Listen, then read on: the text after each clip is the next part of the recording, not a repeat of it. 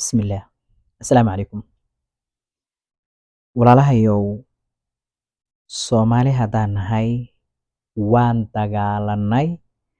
Dagaal iyo faa'iidadiisa iyo khasaarihiisa waan soo aragnay. Ma ku beddelanaa maanta dagaalka qoriga inaan dhigno, nabaddiina raadino? Walaalahayow, qabiil iyo qabyaalad faa'iide hadday leeyihiin iyo khasaare hadday leeyihiinba waan soo aragnay. Oo 32 sano ee waddankeenu burbursan yahay waxaasaa ka dhigay waa qabiil iyo qabyaaladba oo horseeday.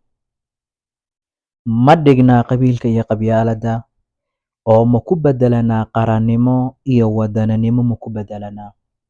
Soomaaliyay, waan iskhilaafnay oo khilaafkii ku kala tagnay oo isnacnay oo isdhibsanay. Ma ku beddelnaa intaas khasaare iyo faa'iido waxay leeyihiin waan soo aragnay? Ma ku beddelanaa isjacayl, walaalnimo, gacmo isqabsashi iyo midnimo ma ku beddelanaa?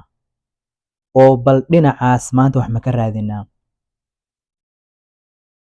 Soomaaliyay, wax walba oo maanta aan samaynay waxay tahay shayga cagsigiisa ah, bal ma tijaabinaa oo ma fiirinaa si aan horumarkeena iyo wanaagga aan doona ugu gaarno?